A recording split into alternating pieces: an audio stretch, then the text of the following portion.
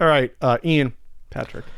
We had another, this happens every month just about. We have to start covering these more. The Heritage Auction video game results happened for, I believe it was the past weekend. So that was May 1st through 3rd. These go for 2 or 3 days. And they auction off comic books as well and other things. But we have a bunch of sealed video games that came up again. Specifically Atari. Mostly Atari. A chunk was Atari. There were other ones as well. And I think it's interesting because we can see a new vantage point, because in the past a lot of Super Nintendo, mostly NES stuff. Now they're going pre-NES and getting that stuff out there. So I think it's a nice conversation to have, because some of these prices, I would just say, in Pat's personal opinion, are insane, some of these prices. But we can go through these, click on your view past sales items, and we can go through some of these here. I'm going to go by most recent sales. So on the surface, you have a lot of sealed Atari 2600 games. You have your standard ones, like you have actually not. Some of these aren't even sealed and are selling for a decent amount, and that's what's more bizarre. Everything is just being put up there and seeing what shit sort of sticks against the wall. You have a Defender not sealed, NS not sealed, went for $216. Graded 8.0. You have stuff like a 6.5 ET for $252. Again, these are not sealed. Some of these. Good old Double Dragon. That seal went for $720. PAL version, and so forth. So I'll just start with these not being sealed. I cannot imagine a scenario where if you were an informed video game collector, you would spend hundreds of dollars for unsealed Atari 2600 games that are common. And while I understand there is a collector's market for complete in-box Atari games, it's not a huge market to begin with. And the fact that there are a ton of these out there still, I just think is alarming to see that. I probably have a box of Atari games in the box that I don't even know what they are, because it's like who cares? Sure. It's almost like it's like in television, Atari 2600, you have them, they're sitting somewhere, they could be pristine. So when I see this stuff, I'm just alarmed by it. To see this happen, unless you, of course, you really are that person, Ian, that wants a graded 6.5 ET game for the notoriety that, hey, it's considered one of the worst games of all time there. Then you have, you have a sealed G.I. Joe Cobra Strike that went for $1,000 here. You have a Joust seal, went for $576. Akari Warriors, which was a later release, $89. And that one we bring up because that was one they thought was rare till they found a fucking pallet of them. Which one? Akari Warriors. Oh. Mm-hmm. A later release. That went for $360. Sealed. But those aren't the ones that are totally striking. So the ones that I've noticed, what I noticed here looking through is a lot of these are going for, I guess, about the price I would have expected. A lot of Atari stuff to go. Once you put it in the case, people start charging more money. I'm not saying I think it's a normal price, but seeing... You see like a few $100 isn't totally nuts to you? I mean, it's nuts, but I don't think it's nuts in regards to this. Gotcha. Seeing this go on for a few months has changed to a degree my idea of what's insane. This is actually what I would have expected a lot of this to go for right now. Based upon the prior stuff. What I am seeing, and it's very obvious, and this is something I've always talked about, E.T. is not one of them. However, G.I. Joe is one at the 1,050.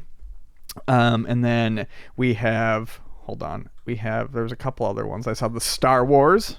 The Smurfs. Star Wars Jedi Arena.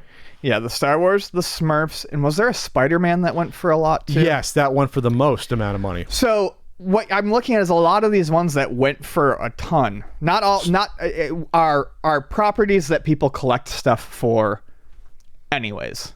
Star Wars is popular outside of Atari. G.I. Joe has its own collector base. Spider-Man stuff obviously has its own collector base. A lot of this stuff that went for over 1,000 is stuff that I could see people who are interested in memorabilia in general for something would go after. So, sure. So it makes sense to me that these would, I'm not saying that this is necessarily the price I don't necessarily think that they're worth that, but I think looking at it, we can make that deduction that a lot of it is because these are things that are popular in general. Okay. That's fair enough. These are the insane ones. There are a couple though. Rampage. No. Okay, ready for the insane ones? Yeah. Adventure, $2,400. Yeah. WATA 7.0 NS. Does NS mean not sealed? Is that what that fucking means? Is that really $2,100 for I have at least one of those in the box in my garage. Is it because it's a certain one? Ah. And what adventure did? What, I'm not seeing that adventure on here. Is it? It's on page 2. Okay. Page 2 and jump down. $2,401. By the way, these all include the buyer's premium, the 20%. So if you so even 20% less than that would be $2,000. You have to include that in a purchase. It's what someone is paying for an item. That's what it goes for. Oh, before you decided not to. With I've always been like you. When you talked about it with the Nintendo PlayStation, I said that and I was like, no, I've never. It's like so you changed your mind. Yeah, okay. it's like shipping on eBay because I've always had that too. You have to include it in the price if that's what someone pays for an item. That's what the price is. Yeah, but it's not. But that's not how it's even auctioned off, though. It's like they don't even mention that. That's how you don't even know what they paid for it. Okay, well, don't claim that you didn't say that last time. I'm just saying it's what they paid for it. I was wrong last time. I've been fairly universal about that. Okay, then I disagree with you because I think it's something that if it was obviously would not be included in a cash offer to the same person. It's a finder's. But in the future, it will. It's a finder's fee. Yeah, it's still what it costs. I think it's dirty to include that. I don't. It's the amount that was paid. That was what it was worth to the person who wants to own it. It's not worth arguing about now. No, I'm just saying it's what the person felt it was worth. So back to the issue here. $2,400 for Adventure is nuts. That's insane. Not a rare game. Obviously, you had Ready Player One sort of bring it back into people's, I guess, the public eye. Yeah, there was a minute where it went for like $15. That's a dirt common, obviously, Atari game. Donkey Kong, $1,400. That again, not sealed. NS means not sealed. Not sealed Adventure for $2,400 is nuts. That's nuts. These are people that don't know what they're buying. I'm not seeing them on page 2. I'm not seeing any Atari stuff on page 2. Frogger, Ian, sealed $5,000. It's on page 2. They're right here. They're like halfway down after the PlayStation stuff. I'm not even seeing PlayStation stuff on page 2. Okay. Frogger, $5,000. Mario Brothers sealed $9,000. This can't be right. This has to be. Is this Pac-Man? Is this Pac-Man? Does NS mean new stock? Is that what it means? Like new old stock? It can't possibly mean not sealed. But if it's sealed, it'll say sealed on it, though. That's the thing. Can you click on it and get further info? Let's see. NS. What does NS mean? Here. Oh, it means never sealed. I see. There you go. It means it was just a package without an actual seal. Gotcha. So they're never sealed versions. Gotcha. So it means potentially they are never open. They don't have a plastic seal on them, but the condition might be bad. Gotcha. So anyway, so this went for $2,600. Pac-Man is probably one of the most common games, and I don't want to say in the past I've seen a bunch in one place in the box. I've definitely gone to many conventions and seen them in the box. Maybe not open, but I've definitely seen a bunch of them in decent shape. There is a ton of those out there. So that's what I mean. It's just weird. And again, the SpiderMan is probably the one that was the most shocking me. It went for almost $10,000 there. Wish I could find it. Okay. I'm just saying. It's not my fault. No, I'm just trying. How many results per page do you have showing? Literally, I go to page 2 and it's all NES games. I sort by most recent sales and I scroll down and I went to page 2. I have like I think the maximum per like it's over 200 or whatever. Oh, that's why. So anyway, so I think what's happened here, as other people know, we've talked about, we have different collectors that come into these, and I think at this point, Space Invaders, $3,000. I think they're gambling. Now that the NES market is totally to them, it's established. Even though we're talking about only a little over a year of this stuff happening, they're looking at what would be cheaper than NES that I can get into, sure, and maybe strike it big. And I think they're just gambling. They're gambling that there's going to be a payoff to spending this amount of money in the future. Here's the thing, though.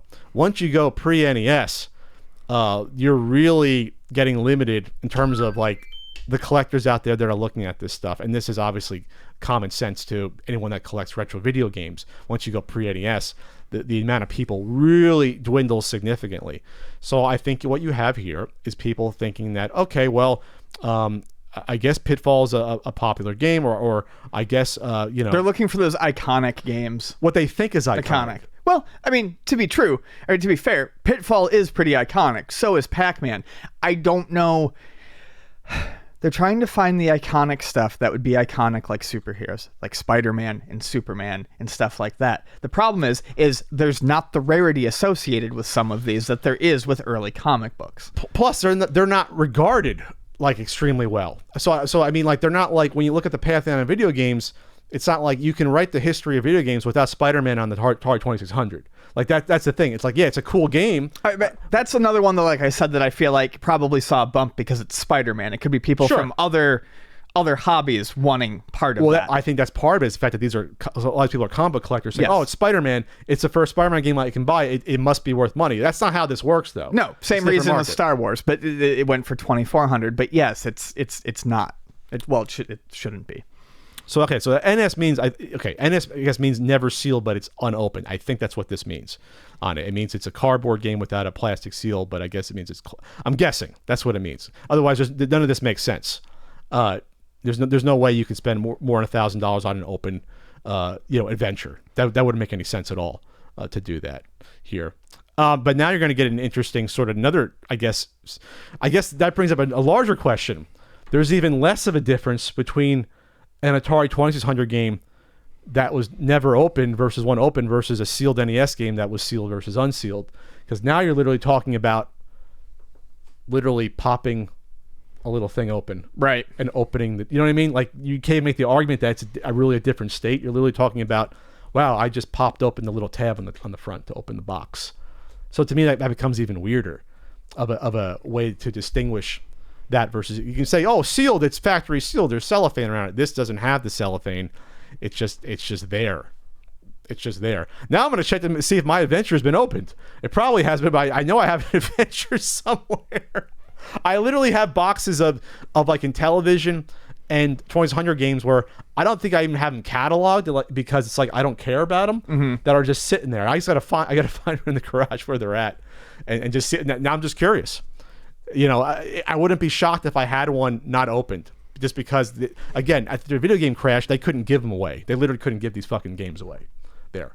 So that's the other thing I'm going to caution about, is that if we said before about Steam events, oh, there's probably someone who has sealed Steam events, there are people that have these Atari 2600 games not opened. Sure.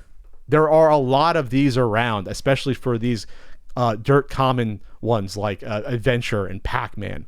There are ones out there. Oh, wait a second here. I think I know what NS is now. Let me check this quickly. I thought it was never sealed, meaning that it's not open, but it never. Did you see that somewhere? That was my educated guess. That was your educated guess. Okay. I that's a fine educated guess, but I think, yeah, so it means, no, it's not sold. That's why it says make offer to owner underneath it. It's on the label, though. It says NS. Oh. Even on the label it does? Because I was just looking up like the auction stuff. Oh yeah, it does right there. NS on there. Huh. No, these are all sold auctions. I was trying to look up heritage auctions, and it never sold was the only thing that came up. And then I noticed that it said make offer to owner. I think it means never sealed. Okay. It means it's like it was an open game, but unopened one, never sealed. To distinguish between people that don't know. Yeah, these are all sold, just for the most part. There's only a few that aren't sold here that said make offer to buyer. And you can make an offer to the owner after. It's weird. There's a system on Heritage Auctions where after it sells an auction, someone else can immediately offer, I guess, more money to the person that bought it. I guess that's a thing that they've built in now. I wouldn't be happy. Well, I guess if I technically paid for it, I could do that, but I just think it's weird to do that. So if I click make offer to owner, I could literally submit an offer, I guess, to the person that wanted to take more money. That's almost like that's a weird gambling thing almost to me there. So All right, that's all I'm going to say is that, again, this is a separate audience. I think they're looking to gamble here and try to get some titles they think are worth money. But, you know, there's a lot of old collectors out there, especially Atari collectors, that have some probably have multiples of these laying around. Like, multiple people have multiples of some of these titles unopened. They have to. They didn't sell. They produce way more than they could sell of some of these back then. You know, so. We done arguing for this segment? Anything else? Sure, if you want. We didn't argue. No?